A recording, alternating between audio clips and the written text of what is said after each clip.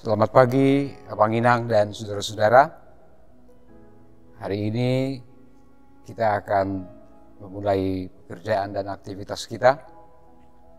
Sebelumnya marilah kita bersaat teduh dengan berdoa dan membaca firman Tuhan.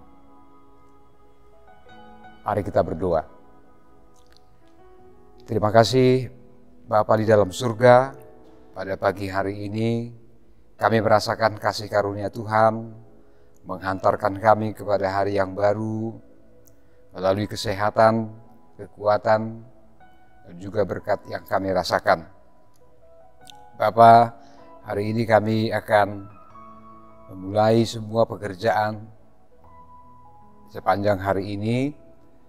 Kiranya Tuhan memberkati kami, berkati terlebih firman-Mu yang menjadi pedoman bagi kami, menjadi kekuatan dan juga penghiburan. Terima kasih Bapa di surga, kami berdoa oleh karena Tuhan Yesus Kristus Tuhan kami. Amin. Abang Inang dan saudara-saudara yang dikasihi Tuhan kita Yesus Kristus, firman Tuhan bagi kita sekalian, hari ini hari Rabu tanggal 2 Juni 2021, tertulis dalam 1 Petrus pasal yang kedua ayat yang kelima. Dan biarlah kamu juga dipergunakan sebagai batu hidup untuk pembangunan suatu rumah rohani bagi suatu imamat kudus, untuk mempersembahkan persembahan rohani yang karena Yesus Kristus berkenan kepada Allah. Sayolo mahamu Paulion, akabatu namangolu, gabe bagas partodion, jala hamalimon nabadia, lahomabuan akapilian partodion, halomoan ni rohani de mata, marhite-hite Yesus Kristus.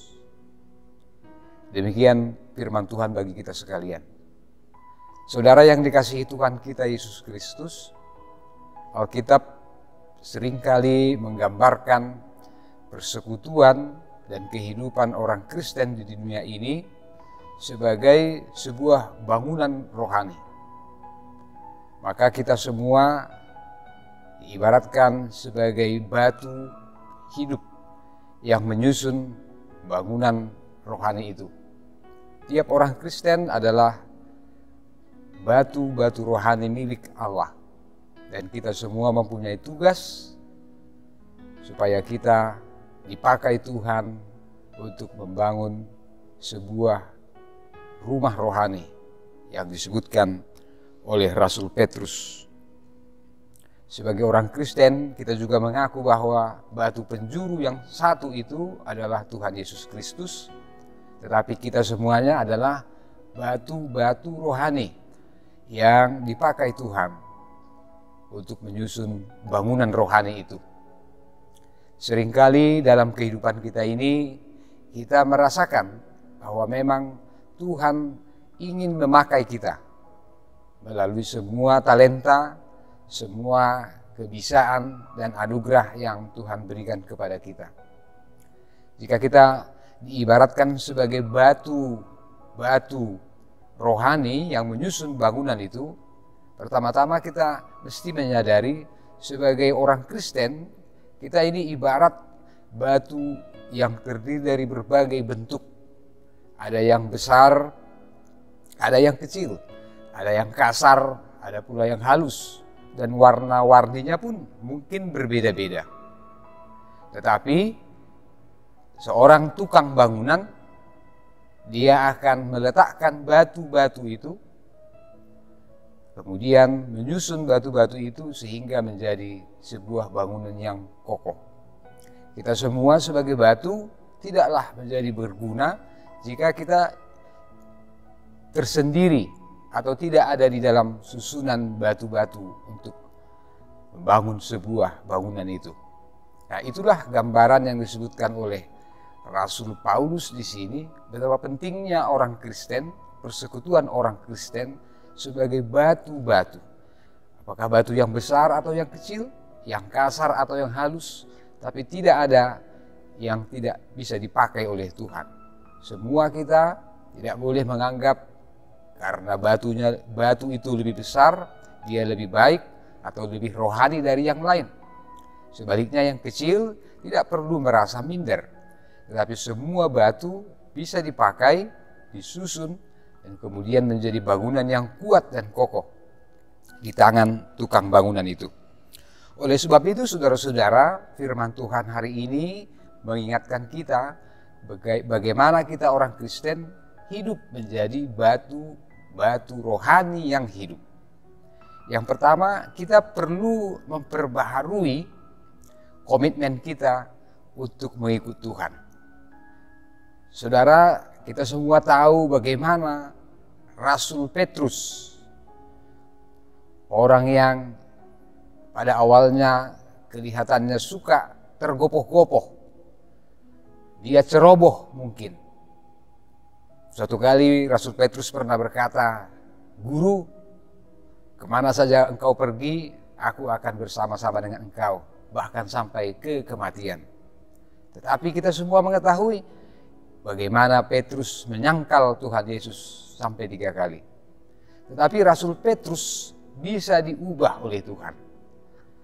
Dari yang ceroboh, yang tergopoh-gopoh, yang sepertinya bertindak dulu baru berpikir, tapi sekarang Rasul Petrus dipakai Tuhan untuk menyampaikan firman Tuhan.